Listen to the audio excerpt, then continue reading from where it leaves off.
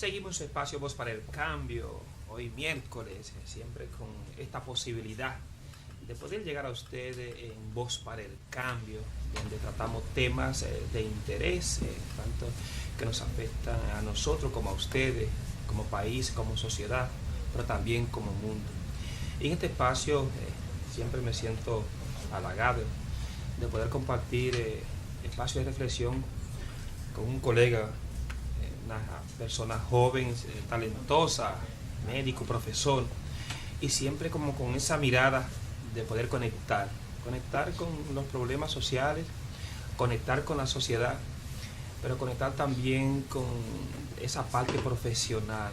Entonces creo que Jordani tiene esos elementos que ayuda a que este programa pueda cada día más llegar a ustedes desde un análisis profundo, pero esa profundidad siempre apegada a un sentido de pertenencia, a un sentido social, pero sobre todo a un sentido de compromiso. Así que Jordani, muchas gracias. Un placer. Muchas gracias por tu palabra, me halaga realmente, es un halago para mí, ¿verdad? Sí. Jordani, yo mirando así todo el panorama político.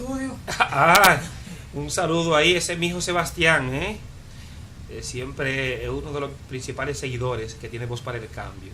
Entonces él, cuando estamos allí en la casa, ahí sí, y más que vemos los videos, que a veces los subimos en YouTube. Entonces Sebastián es un youtuber. Ajá, sí, tiene su canal también de pero mira, interesante, donde él promueve, trabaja todo el tema de los dibujos, enseña a hacer origami, pero también Sebastián es un precursor, ya él se ha autodenominado defensor de los derechos humanos. Entonces él está por esa línea de trabajar lo que es la mediación para una cultura de paz. Pero me suena muy interesante, yo necesito ese nombre, ese canal, para yo poder suscribirme y ver esos videos, claro que sí.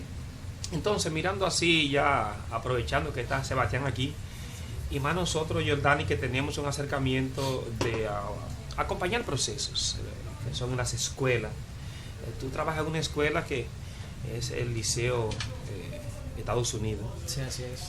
Eso está cerca al lado del Palacio Presidencial, eso está en Gascue. En la esquina ahí mismo. Pero es posible que ninguno de los jóvenes que participan y son estudiantes de ese liceo pertenecen a esa zona, la mayoría son de barrio. Son de barrio, sí. ¿Qué situación tú, que con esa experiencia de ese acercamiento, tú encuentras desde ese perfil de esos jóvenes que llegan de diferentes sectores de los barrios marginados de Santo Domingo a estudiar ahí? Claro, fíjate, la experiencia ha sido magnífica. Y yo tengo ya 3 años allí en el sistema y ha sido magnífica. He podido ver cómo jóvenes de San Carlos, que son la mayoría de los estudiantes de San Carlos, Villa Francisca, Villa Consuelo,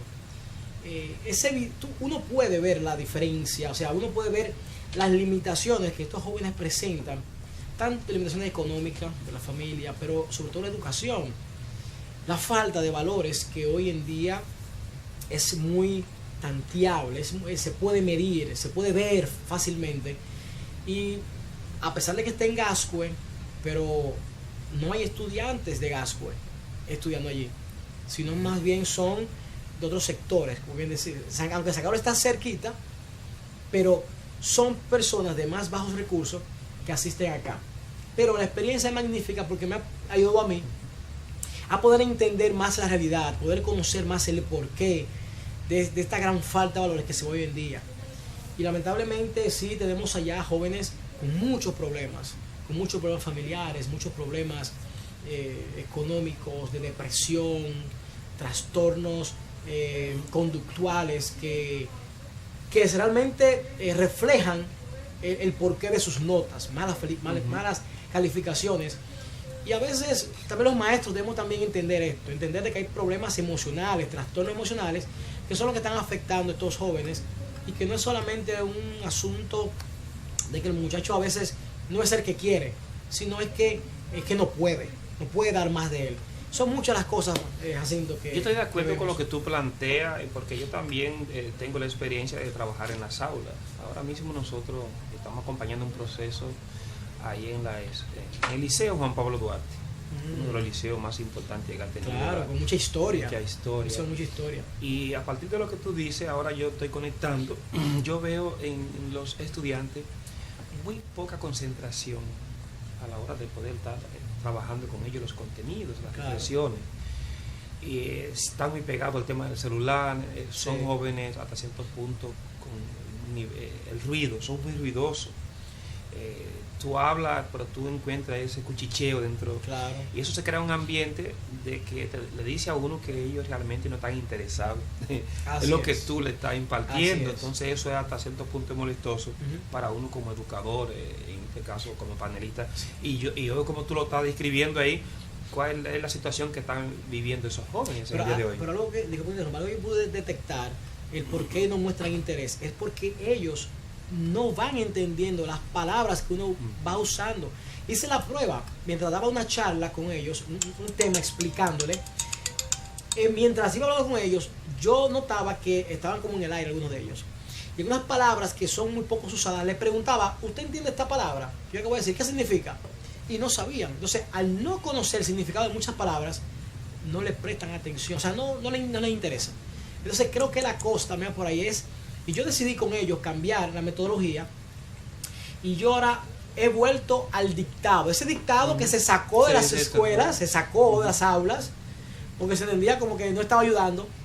Incluso países, incluso el mismo Finlandia, número uno en educación, ha regresado al dictado porque se ha dado cuenta que el estudiante, incluso en las matemáticas, todo quiere hacerlo con la calculadora y no piensa, no toman el tiempo para pensar. Y creo que si volvemos al dictado, el significado de las palabras, ellos van a entender cuando nos paremos frente a ellos y le expongamos algún tema, algún contenido. No, es que yo también vengo de esa educación tradicional donde a nosotros se nos ponía a esa lectura comprensiva, a ese análisis, a pararse frente a los demás estudiantes para leer un texto. Claro, claro. Y ese profesor, al mismo tiempo que tú ibas ejerciendo una exposición, ellos iban mirando las debilidades que tú tenías, que uno tenía, y luego entonces venían las recomendaciones. Claro, entonces, claro. creo que en la vida todo es un ejercicio, pero ahora imagínate tú con una sociedad que no le gusta leer, que no es lectora, que el mismo maestro tampoco lee. Claro. Entonces, ¿qué le podemos nosotros pedir a los estudiantes si no tienen ese contacto con la lectura, con los libros y de ese análisis? Ahora mismo tú te metes en el tema de las redes sociales, te metes en el internet, tú ahí consigues lo que tú quieras, hasta resumido, de tal manera que Así tú puedes es. agarrar un trabajo que te manden a investigar en la escuela y tú lo puedes conseguir así mismo en las redes sociales. Me parece que muchos maestros hemos malinterpretado, voy a incluir ya, porque soy parte del conglomerado de maestros, pero hemos malinterpretado quizás que lo que se ha dicho, que el estudiante es quien crea su aprendizaje. Estoy de acuerdo hasta cierto punto con ese concepto de que el estudiante es el quien debe crear su aprendizaje, haciendo cosas que le gustan, pero una cosa es que ellos sean lo que busquen, pero tienen que ser guiados por nosotros, tienen que ser guiados por nosotros, orientarlos, y en base a eso entonces dejar que ellos que despierten, porque la creatividad es sumamente importante en el proceso de aprendizaje. Pero creo que es eso, nosotros los maestros debemos de guiarlos simplemente y dejar que sean ellos también los que construyan, ¿no? Pero ¿cómo conectar con esta juventud, con esos estudiantes que viven en una generación diferente, con unos mecanismos de aprendizaje diferentes, con unas herramientas diferentes? Claro. Porque hablar de herramientas hay que hablar de tecnología, hay que hablar de la parte visual, Claro, hay que claro. hablar de sonido. Ahora, ¿cómo crear en las aulas, verdaderamente en las aulas, espacios de aprendizaje que vaya conectado con ese interés que tiene la juventud, Claro. pero también ese interés que tiene la sociedad para poder construir y acompañar desde un perfil a partir de responder a las exigencias de esta sociedad moderna, globalizada, sin que al mismo tiempo tú no puedas obviar el compromiso que tiene con el tema de la calidad, Sí. pero también conectando con una juventud que necesita también otra manera de abordarle y de acompañarle. Claro. Y porque a veces vemos no estamos conectados, vemos unos maestros todavía que están impartiendo en docencia con unos mecanismos, unas herramientas ya antiguas, Sí. que no conecta con lo que es la generación, la juventud de hoy. Entonces, Ujú. ¿cómo crear ese espacio de reflexión desde la misma comunidad educativa, pensando en esos jóvenes, en esos perfiles? Claro. Hay que tener creatividad definitivamente, y el maestro pues claro tiene la capacidad y aprende, lo puede hacer. Claro, es volcarnos hacia los gustos de ellos. La motivación es importante. Por muchos años, siempre, por décadas, hemos escuchado de padres diciendo a nosotros, estudien para que sean alguien en el mañana, o estudien para que puedan buscar un trabajo. Uno relacionó que si uno estudiaba, iba a trabajar. Pero hoy en día, los jóvenes están viendo otros ejemplos. Están viendo cómo muchas personas que no estudian ganan mucho dinero, muchos haciendo cosas ilícitas, claro, pero haciendo cierto tipo de negocios, ventas, que ellos dicen, wow, pero yo no tengo por qué esforzarme tantos años en una universidad y puedo ganar dinero. El mal ejemplo también que dan autoridades. Mira estos políticos, como ahora que salió al público esta información de que muchos congresistas no tienen una titulación.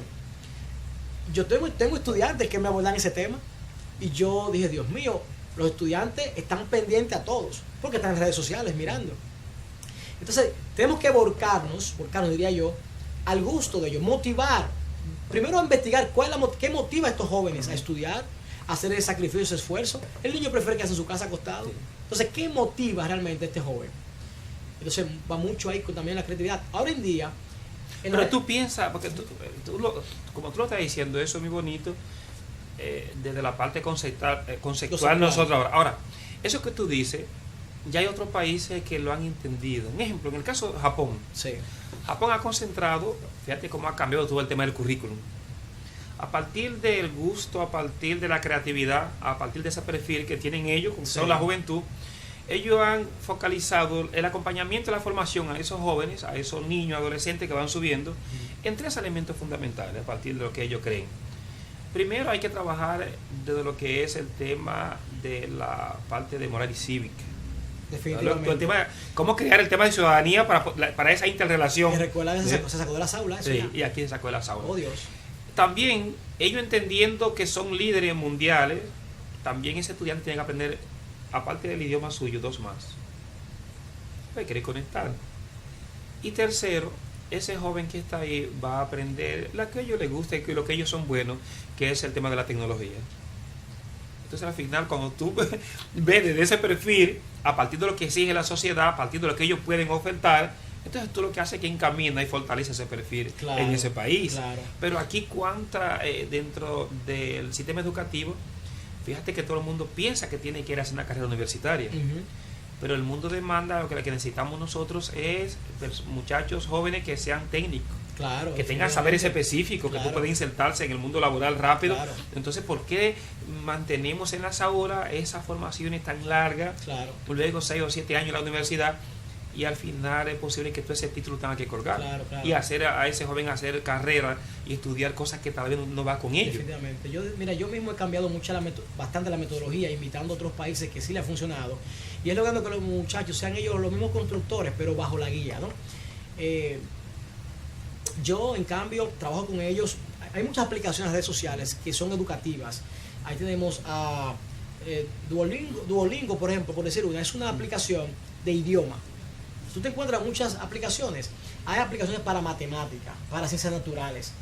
Está en educación, hay muchísimas plataformas que te permiten crear tareas, prácticas, exámenes a través de la web. Y a los chicos les gusta esto, lo que hay que innovar. Y también una parte de los profesores hacer el cambio mental. Pero con los chicos hay que ir al nivel de ellos, entenderlos. Y hay que saber que hay centros educativos también que tienen mucha deficiencia. Por ejemplo, el centro donde yo laboro, pues ahora es que tiene laboratorio de informática, y esto da mucha pena. Si no es porque sale en la prensa de que se estaba colapsando, no hay movimiento. El ministro estuvo por allá el domingo pasado, de Semana Santa, le estuvo allá el domingo, y él se sorprendió. La directora nos contó que él se sorprendió. Él dijo, ¿cómo esto es posible? Incluso, él entendía que el liceo era tan extendida, porque aparece en una lista como tan extendida, y no lo es. O sea, para que vean cómo el mismo ministro no tiene información concreta y veraz de ese centro. Y eso pasa con muchos otros centros. Y eso repercute en los muchachos. Porque no es posible que esos muchachos, yo tengo 3 años allá, y esos muchachos no tienen un laboratorio de informática desde hacía 5 años. Entonces, ¿cómo hablamos de esto? Son 5 años. Una generación sin educación informática. Y eso pasa con otras áreas también. Y como maestro, lo que nos toca es ser guías, prepararnos y estar abiertos al cambio.